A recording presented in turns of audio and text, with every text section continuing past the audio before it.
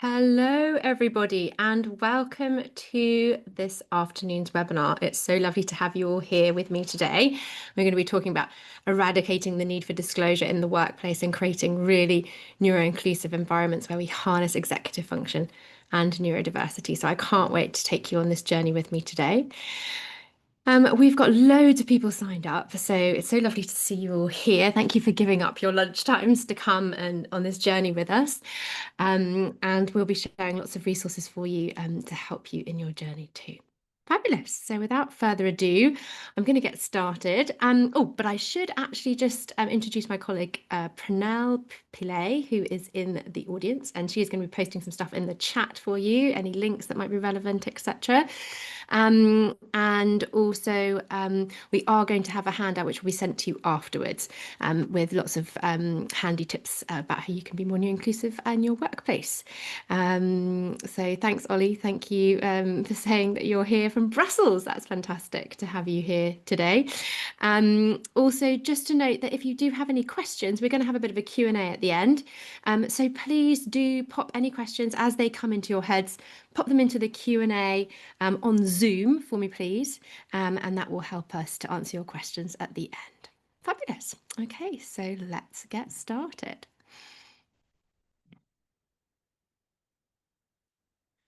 Okay, you should be able to see the screen here today. And this QR code, I keep trying to get rid of it, but it keeps popping up. So I don't know, having a bit of a tech issue there, but we're looking at eradicating the need for disclosure in the workplace in terms of neurodiversity today. So it's wonderful to have you all here. It's going to be an interactive presentation. So if you would like to get involved, please do follow this QR code on your phone. Or you can also go to menti.com and type in the code there, 7266 40 32. So please do that. If not, there is also a link in the chat as well. There's three ways you can get involved today. I see we've got lots of people already online. You will learn more if you get involved in the Menti. I'm going to be asking you questions as we go through today. So please do get involved in that. It helps your engagement, helps your learning, and also gives us some good feedback about the slides today and how useful they've been for you. So thank you so much for that. For now, we'll keep reposting that into the chat because there'll be people joining us as we go through today, and they won't be able to see the chat from before they came. So please don't worry if you see it keep coming up a lot. It's just because we're welcoming new people. Fantastic. So objectives for today, well, I'm going to be sharing my story about why I'm so passionate about this work, and then highlighting research on the scale of the issue around masking and disclosure. We're going to be looking at masking at work and the hidden cost of fitting in, uncovering why disclosure-based systems fail organisations, recognising how universal neuroinclusive practices improve retention and performance for everybody, not just the neurodivergent people, and explore proactive coaching pathways across the employee lifecycle. And finally, building inclusive leadership capacity as well. So that's what we're going to be focusing on today. So a little bit about my story. So I am a geography graduate. That was my undergrad, and I'm a geography teacher. That's where I came to this work through teaching. I'm also the founder of this organisation, Connections in Mind, that I'm speaking on behalf of today, and a researcher. So I spend a lot of time poring over the academic research, looking at the latest trends in the research and the discourse around executive functioning and neurodiversity, so that you don't have to. I'm also an advocate, so I work on neuroinclusion and helping to create a neuroinclusive future for everyone, where everyone's different ways of thinking and being are celebrated rather than shamed.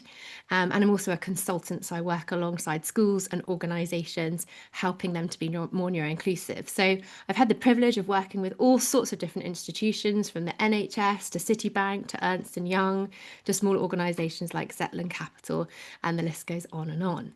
But it's a super pleasure to be able to speak to you today about my work and why I think it's so important. So the scale of the issue, let's first look at that. So neurodiversity is a big hot topic at the moment. And lots from surveys that we've done, we know that lots of people working in HR find it's a little bit of a hot potato, something they're not quite sure how to deal with. But really interesting to see the scale of the issue here. So in a survey from Birkbeck University in London, with 990 neurodivergent employees, 65% feared discrimination from management and 55% feared discrimination from colleagues. And 40% said there weren't knowledgeable staff to help. Okay, so there's a huge fear of discrimination within the workplace. 2/3 of people, according to a study, an industry study done, found that 2/3 of neurodiverse workers haven't told their current employer about their condition, and less than 1/3 thought they would declare it on a job application because they think they would be disadvantaged because of that. In terms of project managers, there's been some specific research done in project managers. 1 in 7 project managers have not informed their employer, often because they feel uncomfortable doing so, that they might be discriminated against.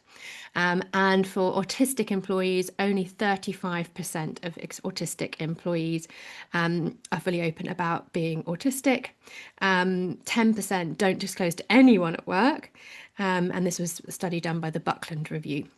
The next one is a lack of disclosure, a major barrier for employers. Looking at neurodiversity in business, a report in 2023, which found that almost 70% of employers said a lack of disclosure was one of the largest barriers to implementing adjustments for neurodivergent employees. Because if people don't disclose, then how can they possibly give them adjustments? That's the logic, okay, here. But we're going to start questioning that logic as we go through today. So let's have a look now at this masking. Let's think about what masking is, first of all. So masking is the effort of hiding or compensating for neurodivergent traits to fit in. Okay, so to fit in at work, to change ourselves so that we can be more acceptable to the people that we work with and alongside. But what happens is that this effort is so huge that often it leads to burnout, feeling silenced, feeling stifled, and a decline in productivity, and also this real feeling of imposter syndrome that we're just not good enough at our roles, and that perpetuates the need to work more and harder, and therefore we get into a burnout cycle. So masking really can be debilitating at work because it starts off as a way of fitting in and can end up in this imposter syndrome burnout cycle, which means that we're definitely not getting the best out of our employees. So on to Menti now, and if you've just joined us, I see a few people have just joined us, then you can use the code 72664032 on menti.com, or you can use the QR code here on the screen to access it, or there'll be a link in the chat as well, so you can also access that as well. So the question is, do you suspect colleagues are neurodivergent but never talk about it? So do you have that suspicion at work? So we've got 43 people online with us, still climbing. I'd love to have everyone contributing to this because it'd be really interesting to see a bit of action research doing live with you today. But really, really interesting to see that the vast majority of the people who have completed this already think that they definitely are some colleagues who are neurodivergent but never talk about it. Now, this might be that they have a diagnosis, but they don't disclose it, or it might be that they haven't even recognised that they could qualify for a diagnosis, and that hasn't been something that's come across their attention yet. So very, very interesting to see that.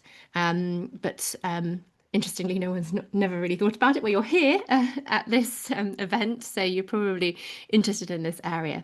But very interesting to see those high figures there of people who are not disclosing from our anecdotal research just now. So thank you for that.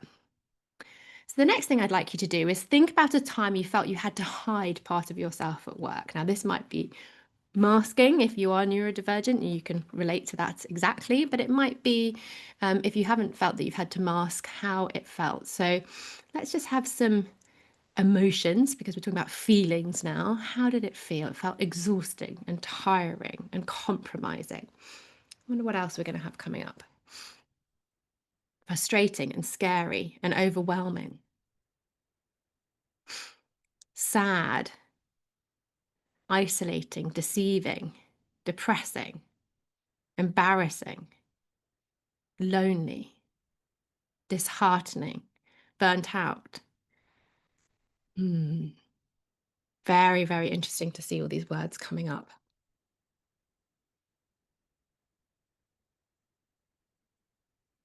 It always makes me a bit emotional when I see these because this is what our community is carrying around with them all the time. When we're masking, these are the types of feelings that we're feeling when we feel we have to hide part of ourselves at work in order to be accepted, in order to fit in.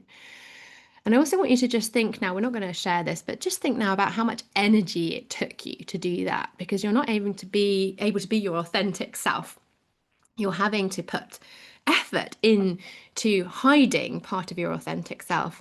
And it's that feeling, isn't it, of being judged and being watched. That can take up a lot of our energy because of that kind of hypervigilant state that we find ourselves in.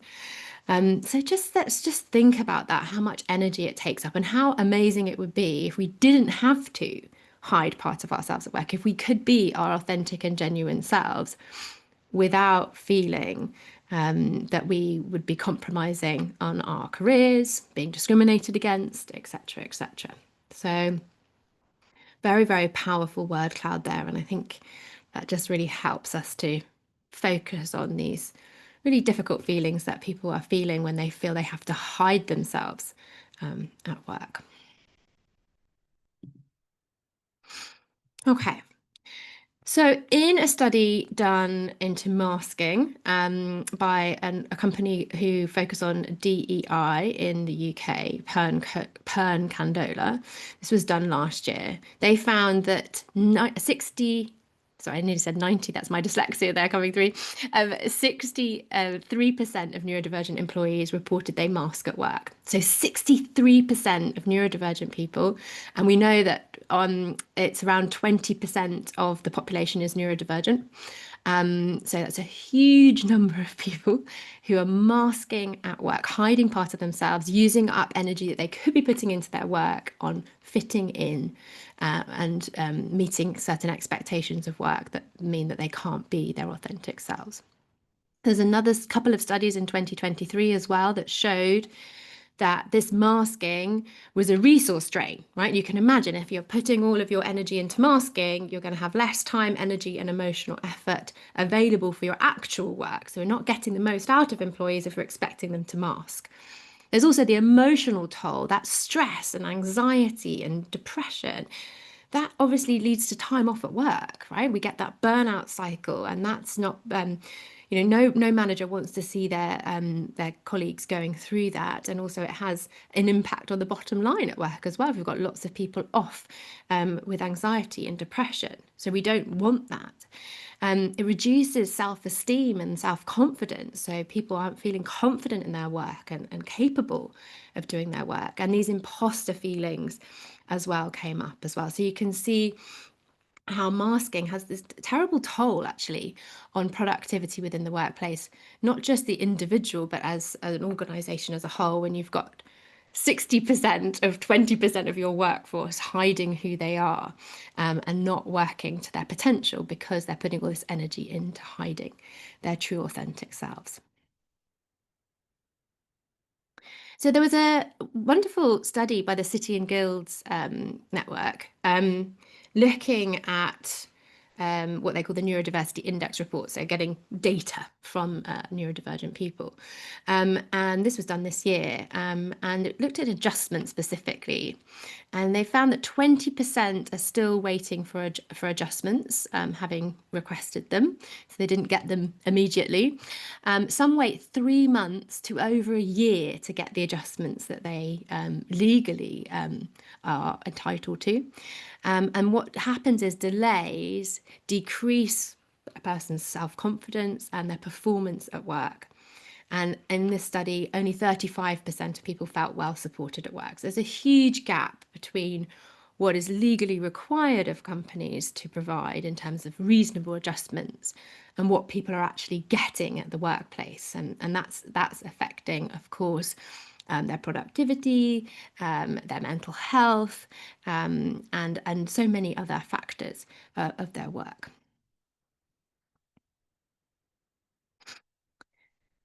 So we're going to look at why disclosure-based systems fail in organizations, because we have a neurotypically biased society where everyone is expected to behave in a neurotypical manner.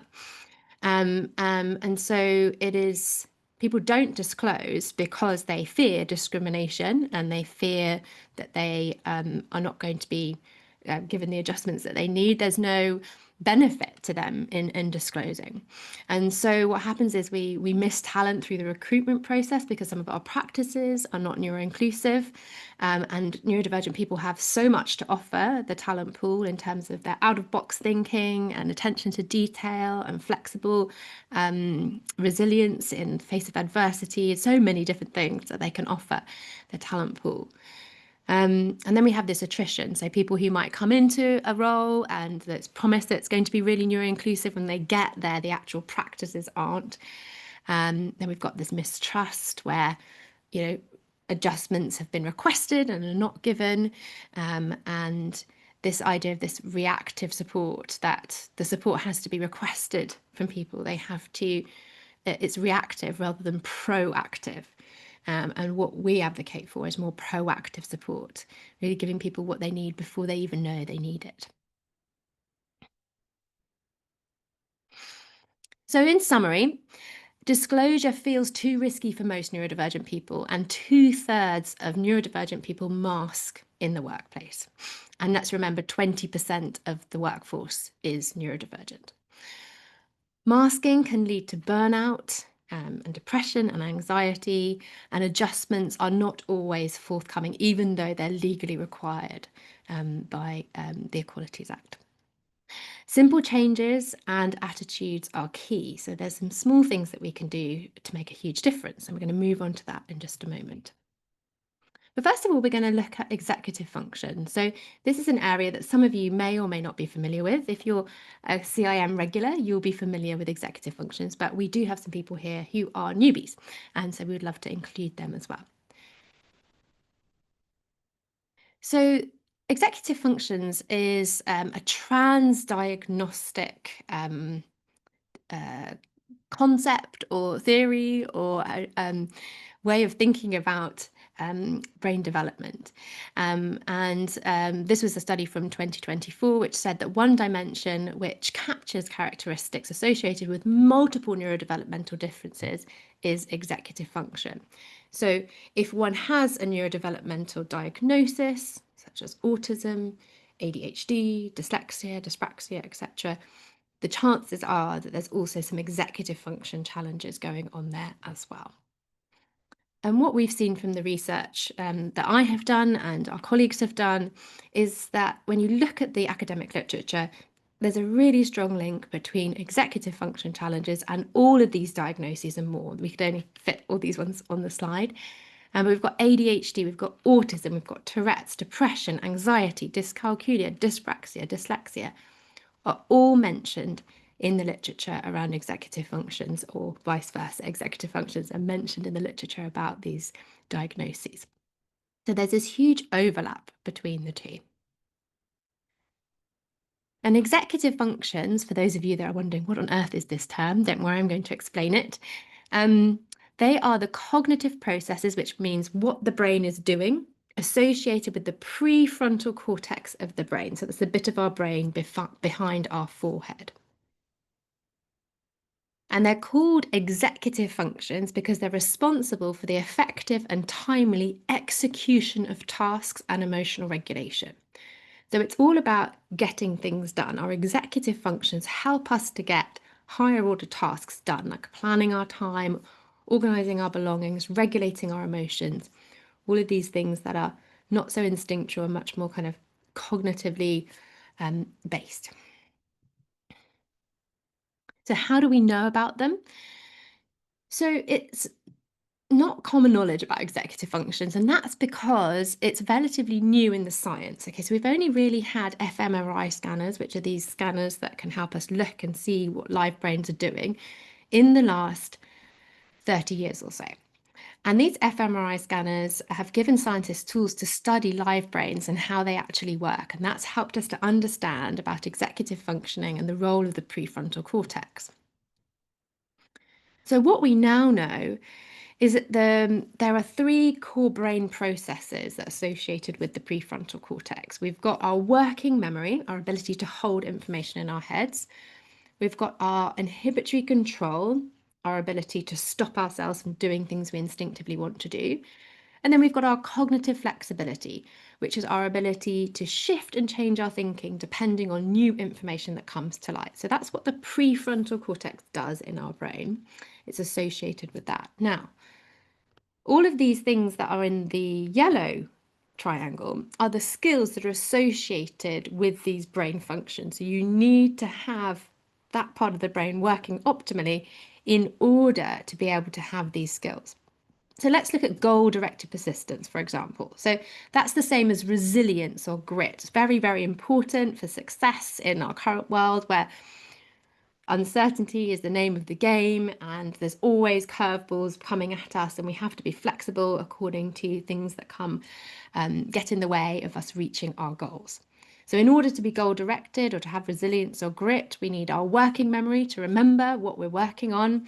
We need our inhibitory control not to get distracted and go off and do something else. And then we need our cognitive flexibility to shift and change our thinking when the inevitable obstacle gets up in front of us and we're like, what am I going to do about this? So that's our goal-directed persistence. I'm not going to go through all of these, but they are in your playbook, so you can have a look at those after the session. Another one that I'm going to go through, one that's really important for productivity at work, is our task initiation. So task initiation is the opposite of procrastination. It's our ability to start tasks in a timely manner.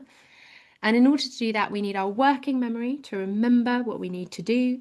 We need our inhibitory control not to go off and do something more fun, like scrolling on TikTok. And then we need our cognitive flexibility to shift from maybe what we were doing before onto the new task that we need to start doing. So we need all of those brain functions in order to have this skill of task initiation. So these are our executive functions, and we're going to go and have a look a bit more about them now. So executive functions are linked to all of these things: our ability to meet deadlines, our ability to prioritize our work, our ability to regulate our emotions, our ability to inhibit our responses or stop ourselves from doing things we instinctively want to do, our ability to organize our belongings, our ability to organize our thoughts on paper, writing essays or reports or anything like that, ability to hold information in our heads, our working memory, ability to keep time and be punctual, and then finally our ability to think flexibly and shift and change our thinking. Now, I would like to know from the audience, which of these challenges do you struggle with? So you can fill this out for us. And this will help us get a picture of the audience and what people are struggling with.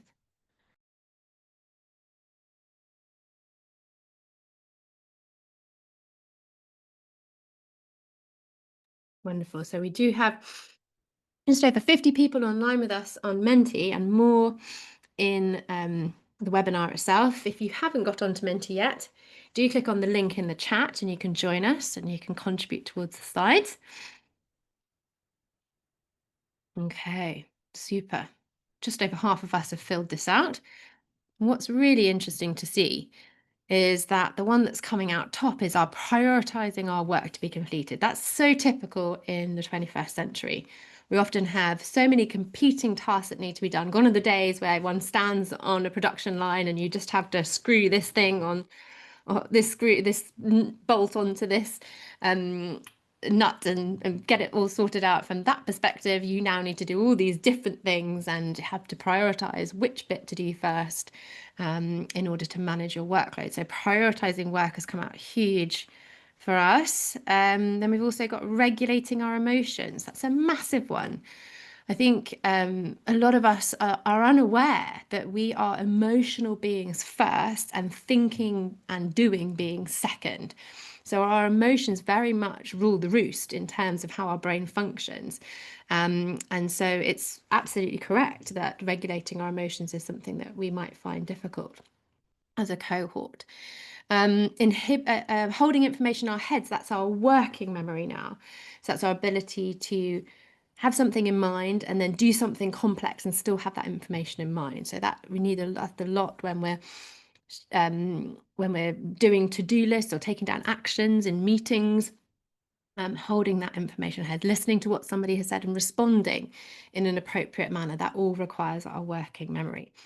Then we've also got inhibiting our responses, not doing things we instinctively want to do. It can be so nice, can't it, to get a task that we have been asked to do, which is right in our ballpark. I'm like, yes, I'm going to do that one. But the ones that were priorities kind of get left to the wayside because they don't feel so great for us. So that's inhibiting our responses there. But we can see across the board in this graph that everyone in this audience, and we've got, like I said, over 60 people online, just under 40 people have contributed to this, that there's a real spread of executive function challenges in our audience. And I do this question to people working in the NHS, to people working in law firms, to people working in investment firms, to teachers. And always this graph comes out with this real spread of executive function challenges across the population. So we can deduce from that it's natural and normal to struggle with these things, to have challenges with our executive functions. And everyone has different challenges. It's not, there's not kind of a set pattern. Even if one has a diagnosis, it's not always set in stone. And often we can have overlapping diagnoses as well that impact these things. So it's very interesting to see that live today from the audience. So my next question to you is, what emotions did you feel last time you struggled? So last time you struggled with the things on the previous slide, these ones, how did it make you feel?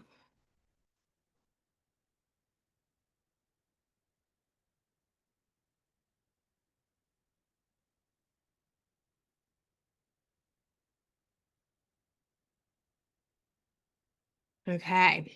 Lots of more painful emotions that we're feeling around these things. We're feeling frustrated and angry and shame and upset and stupid and not good enough, like a disappointment, exhausted, inadequate, isolated, an imposter, unqualified, annoyed, angry, upset.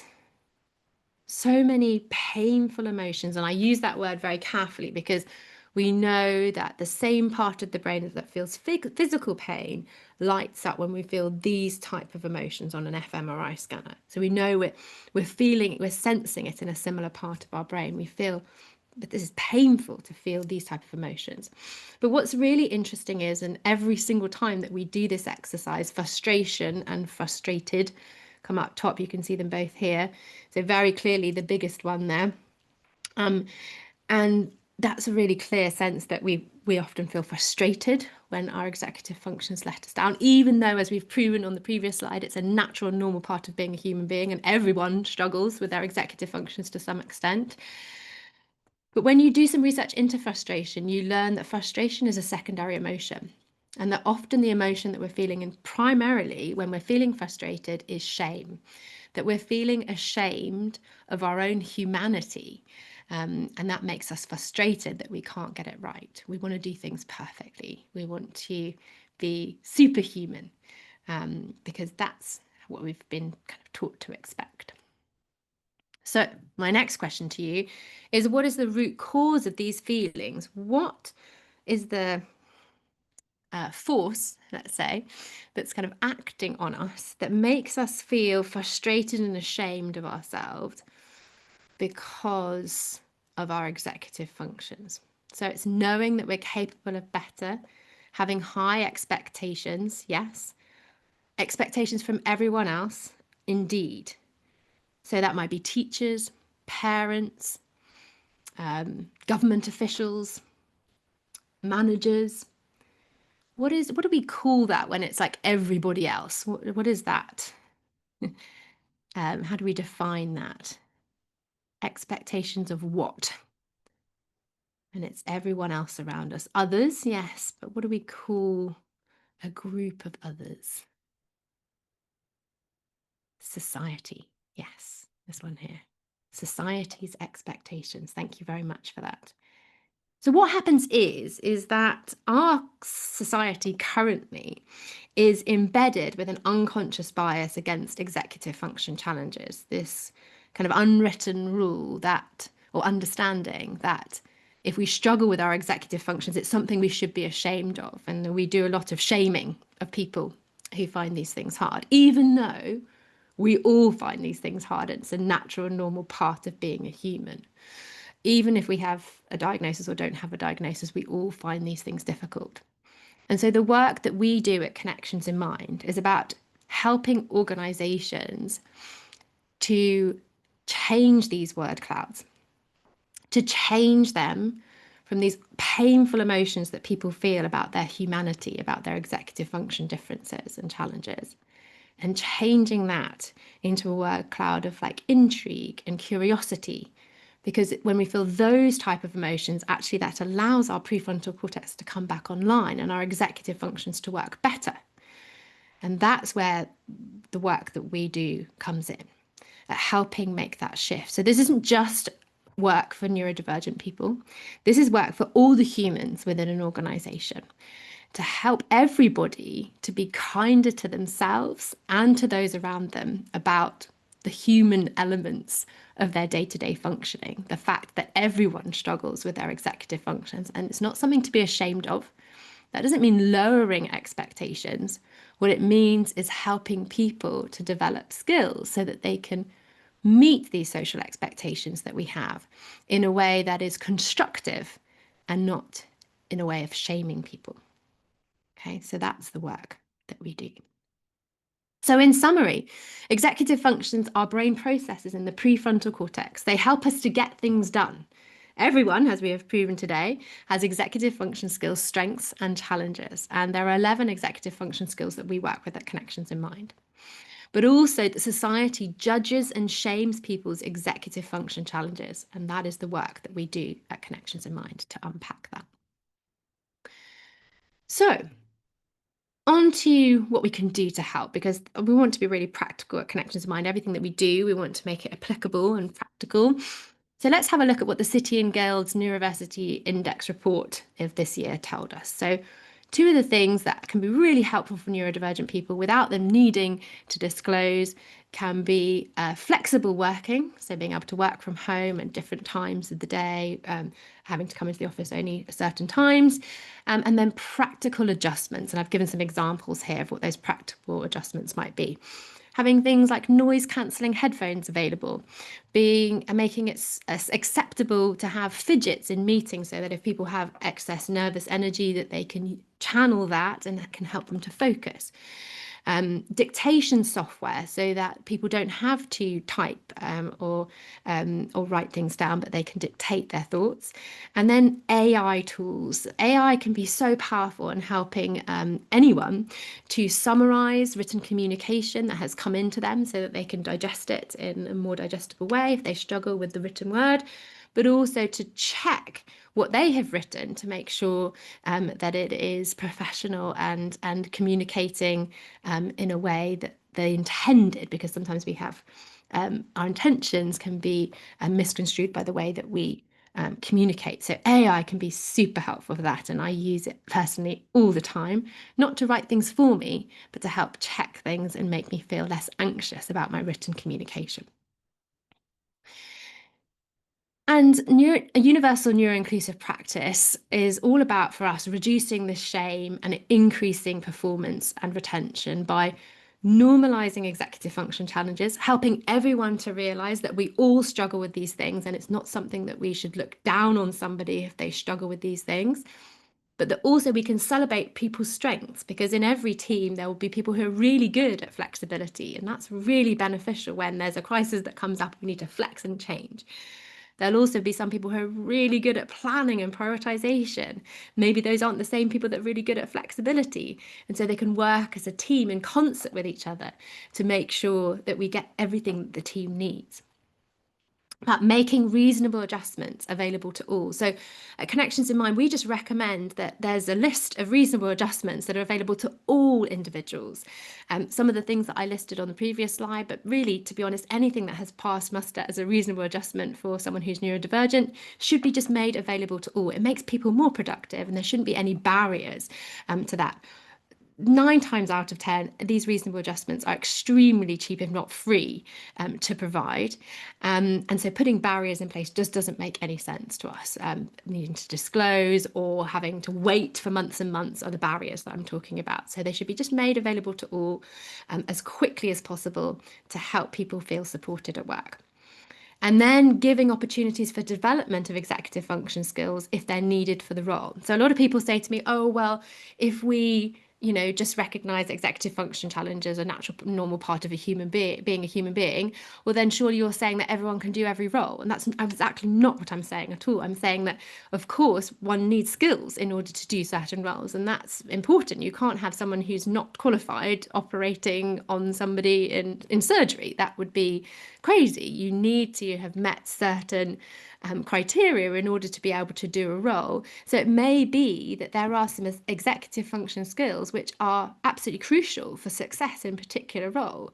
And those skills can be trained and developed. The evidence is very clear that they can, if the person wants to. It's not that they should be expected by everyone, but if that is required for that role, then they can be developed. And I think that's a really important part of the work that we do. It's not about making everyone neurotypical, not at all. It's about helping humans to grow and develop into the roles that they want to be, into the areas of expertise that they want to master. So here's some case studies of the work that we have done. So this is Ernst & Young. So Ernst & Young actually approached us. They did some research and they found that we were offering executive function coach training and compared us with lots of other training operations around the world. And we did some training for them last year, training managers of people who were managing neurodivergent people. And they did level 1 of our 4 levels of executive function coach training and got the certificate of foundational knowledge so that they could apply what they'd learned about executive function coaching in all of their managerial interactions. It was an 8-week course, including 2 weeks of an assessment. And there was 32 hours of study, both online self-study and then online live learning as well. And the feedback that we got was incredible. One participant even said it was the best training they've ever attended at Ernst & Young. And that's a huge accolade that we pat ourselves on the back a lot, because obviously Ernst & Young have, a very well-respected organisation and have the clout to be able to get some fantastic training. But to get that accolade from somebody was wonderful. Another case study of an investment fund that we have been working with. So we did some executive function consultancy with them, a series of away days and workshops and consultancy.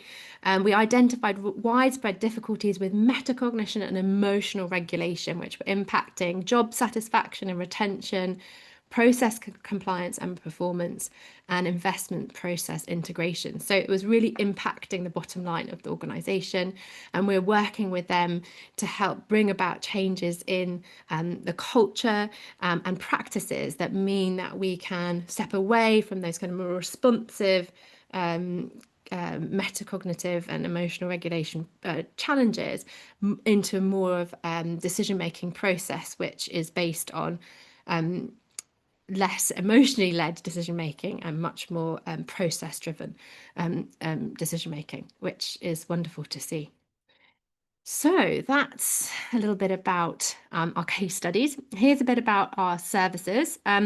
So we offer bespoke coaching in one-to-one or small group sessions tailored to the individual needs or the group's needs. So we pride ourselves in recognizing that when you've met one neurodivergent person, or in fact one human, that you've met one human. Everybody has a different profile and everyone needs tailored service, and our bespoke coaching offers that. We also have a wonderful practice in PA support. So we have our own set of PAs, or what we call support workers, who can work with people who have some executive function challenges that they're not particularly keen to work on, because actually they want to focus on some other things that they're really good at, and to give them that support to help to support them to do the best they can in their role. So I have one of these PAs. She's incredible. She helps me with my scheduling, and making sure that I'm planning my travel time. And she also drafts first responses to all my emails, so that I can get away from that task initiation challenge that I used to have around writing difficult emails, because she's already started it. So all sorts of things that she can do to free up time so that I can be so much more creative and do the work that I love to do out on the road, talking to wonderful people like yourselves about executive functions. So PA support is another thing we do. We also do workshops going into organisations. We have some set ones that we do, but we can also listen to what you want specifically for your organisation and tailor that according to your needs. And that can be for teams, so working with small groups, or for leaders looking at kind of the management team, or it can be for the whole cohort of colleagues coming together and learning together. So we work in different areas. So we work in recruitment. So we have an area of our business that works with recruitment consultancy, helping improve your recruitment processes to recruit more neurodivergent people, and then supporting them with early career coaching so that they can make the best of the opportunity that they've been given with the new role. Then we've got performance, looking at work-life balance, and coaching people through that to make sure that they're not getting to that stage of imposter syndrome burnout cycle that we see so often, which is why so many people are underemployed who are neurodivergent. And then the PA support, again, freeing people up to do the things that they're really good at, not spending lots of time expecting them to have skills that are just not part of their skill set, and providing the support from PAs for that. Leadership, so coaching emerging leaders, helping to develop their executive function skills, normally around their kind of metacognition, cognitive flexibility, and emotional regulation. And then executive leadership coaching as well. So really when people are doing fantastically well, and sometimes they can hit a bit of a roadblock, and helping them to go through those changes and shifts, and being kind to themselves all the time. And finally, we do lots of consultancy on culture, helping to change into this neuro-inclusive culture where everyone's strengths and challenges are celebrated, and there's no feelings of shame around our executive function challenges. And that includes our neuroinclusion workshops as well. You'll find that we have a site which has all of the information about what we offer. I think Pranel's going to pop the link into the chat now for you so you can take a look. It's www.connectionsinmind.com/workplace. So you can click on that and have a look around. And also we'll be sending our neuroinclusive workplace playbook across to you after this session. It'll probably be tomorrow now, so that you can have that for your own resource, but also share that with any managers or stakeholders that you might want to share that with. And then we also offer discovery calls. So you can have a chat with me or one of the team, and we can explore exactly what might be useful for your organisation, because you may not be clear on that yet, and we can really make a bespoke pathway for you. So please do get in contact. I think Pranel's going to pop the link in the chat for us now so that you can book in a call if you'd like to there.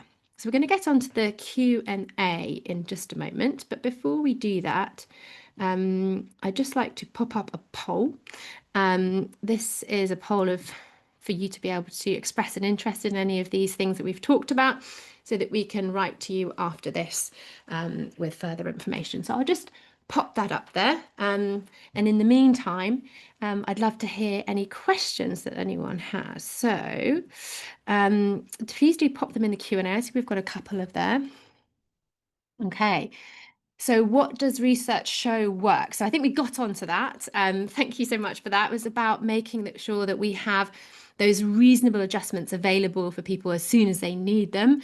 And that for us means not having them a barrier towards them, meaning you have to have a diagnosis or you have to disclose. They're just available for everyone. That's what the research shows works.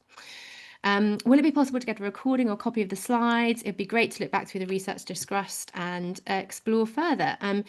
Yes, I'm sure we can circulate that, Paul. If you write to info@connectionsinmind.co.uk, then I'm sure we can share that with you.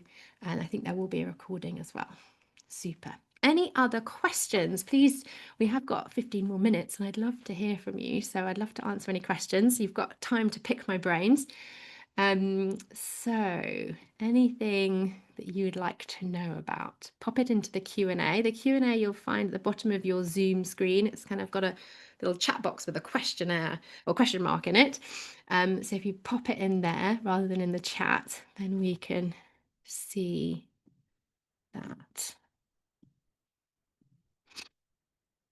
There must be some questions. I can't believe there's not. I'm going to look in the chat. Oh, here we go, Charlotte. As a CIM coaching client, I'm more than aware that my staff, how do I raise their challenges as I find they push back? Okay, yes, Charlotte, thank you. That's such a great question. So I always think it's not about singling out individuals. Nobody wants to be made to feel different. And that's one of the major issues. So when we do this work, whether we're working in organizations or with families or anything, when we have a group of people, teachers for that matter, we always ask everybody to fill out an executive function skills questionnaire. That's available for free on our website on the homepage. So you can just get people to fill that out. And there's also some questionnaires available on our Brain Hub, where we have some free questionnaires available there. So you can do that, and then people can then self-identify and self-select, or send them along to one of these webinars. We do run Our Brains Explained, which is a free webinar once a month, so people can understand a bit more about themselves. But it's not about saying that anyone is deficient in anything. It's about just recognizing their human profile in terms of their executive functions. I hope that's helpful. Do you have any tips for people who are underemployed? Lindsay, yes. I think it's extremely challenging when we are highly educated, well qualified, and still struggling to get work because of the recruitment processes that are so endemic within our recruitment processes in the UK and more widely as well. So I think the key thing is really playing to your strengths, really researching organizations that are neuroinclusive, and you should be able to see that from there's various kind of Google searches you can do to find out organizations, but also you should be able to see that from the communication that they have and the processes that are involved in the recruitment process. So seeking out those organizations is most important, because if you go for an organization that's more traditional, you'll come across all of the barriers that we've talked about. So really looking out for those neuro-inclusive organizations is great. Ernst & Young are leading the light there.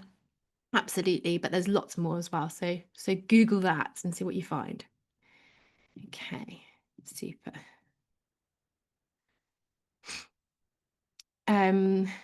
Could you share an example of where a reasonable adjustment process works well in an organization?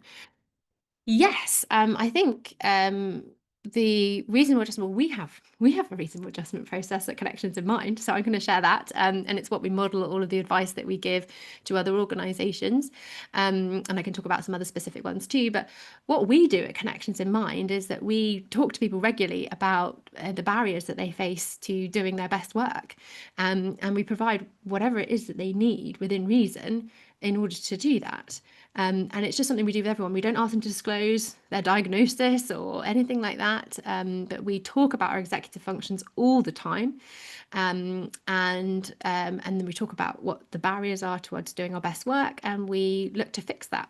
And it might be something relational, it might be something practical, it might be something to do with our processes. Whatever it is, we're constantly thinking in that design mindset of consulting with our stakeholders, our employees, and trying to do things better constantly rather than thinking we've got a process that works. Let's just keep it like that.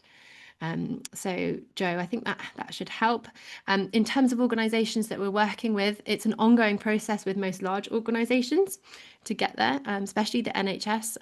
But when we're working with smaller organisations, again, it's about just having a list of reasonable adjustments that are available to everybody, and then adding to that list as soon as a new thing comes up, so that everyone knows these things are available to them. That works really well.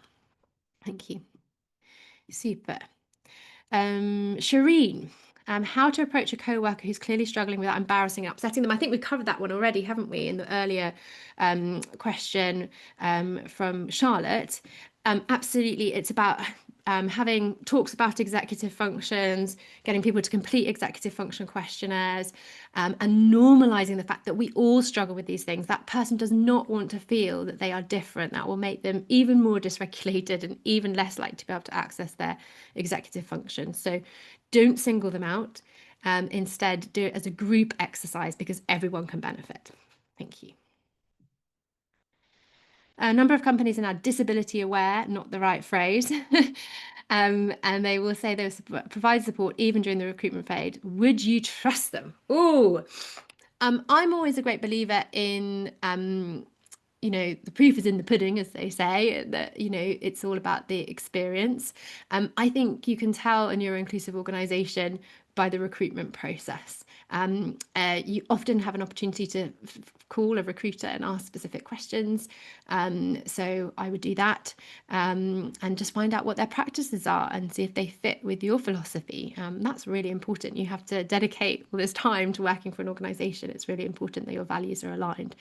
Yes, I wouldn't necessarily recommend just people who claim to be neuroinclusive or disability aware, but really just experiencing what it's like and following our instincts because they're very important. Abby, at what point would you recommend staff disclose their neurodivergence and ask for adjustments for employees? At application stage, interview, or once in the role?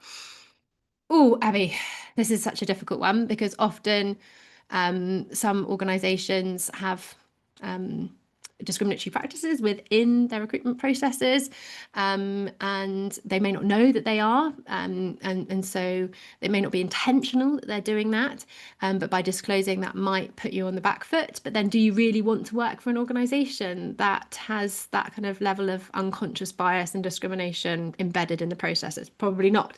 So I would always recommend doing it at the application stage, because actually you really want to work for an organisation that is really neuroinclusive. And if you're turned down because of your neurodiversity, then that's not an organisation I personally would want to work for. But that's my own personal opinion. I love the concept of a human profile. Do you address the difficulty where a person lacks insight into their own neurodivergent challenges and how to have constructive conversations towards affecting neuroinclusion? Yes, so that's metacognition. Metacognition is our ability to self-evaluate and kind of see ourselves in the same way that other people see us. And that is a fundamental part of some neurodivergent profiles, is that lack of self-awareness. And often comes from disassociation as well, so it can be impacted by trauma as well. So I think it's really important to, again, use the questionnaire. Often that will come out in the wash then, that metacognition piece, and then thinking more generally with that person about how that metacognition piece impacts their work in terms of relationships. But then it's not about training that person to be more neurotypical in their relationships, but actually how their colleagues can be more accepting of their metacognition challenges within the workplace. So what do they need? Do they need more explicit instructions? Do they need more explicit feedback?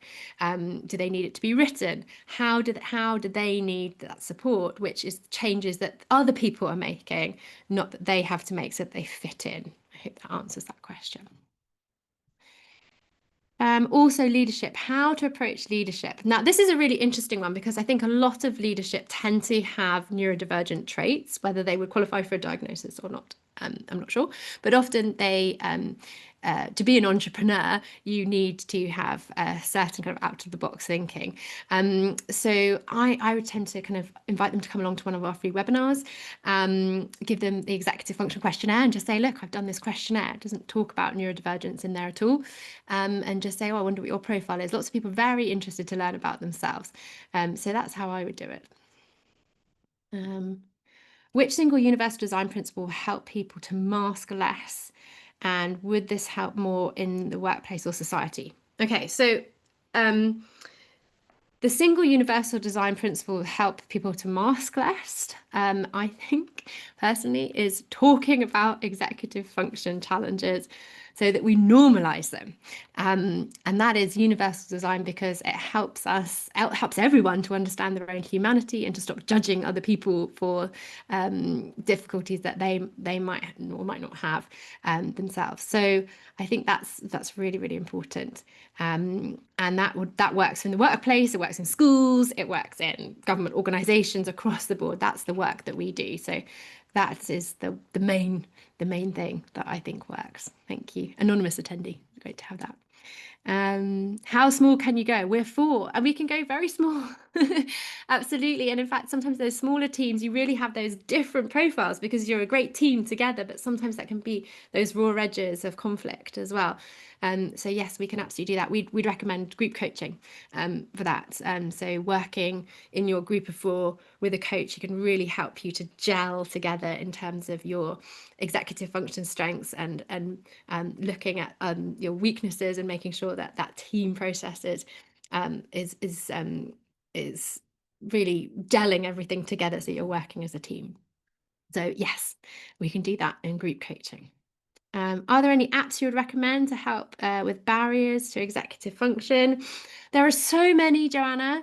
Anything that helps with any of the things that we've talked about, they're brilliant, and that has helped so much. And the thing that has helped me the most personally is AI, I have to say. It really, really helps when I'm in a decision paralysis to just get something out there. At least it starts the process and then I can start thinking about it. I never just run something off and pass it off as my own work. It's constantly like a conversation, thinking things through. I use AI as a thought partner, and it really helps me move away from that situation where I'm sending something out going, I'm not sure how this is going to land, to, okay, I feel that I'm communicating what I mean to communicate here.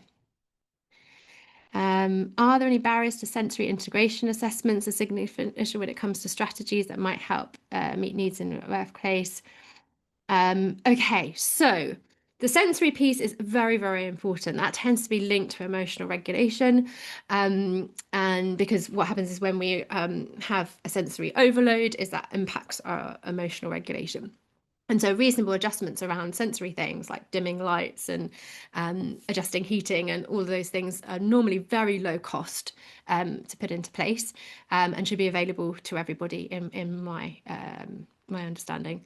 So yes, just again, it has to be done with that universal design thinking of thinking, right, what are the barriers and how can we overcome them? And then can we make a list of the things that we have approved that can be done to help if someone's struggling. I think you've answered my question. Thank you, Judy. That's lovely. And final question. This is really making me realise how process and methods of working required by the organisation, as well as how we interact with each other, can impact neurodivergence negatively. Is that covered by your culture review work? Absolutely. That is an essential part of what we do.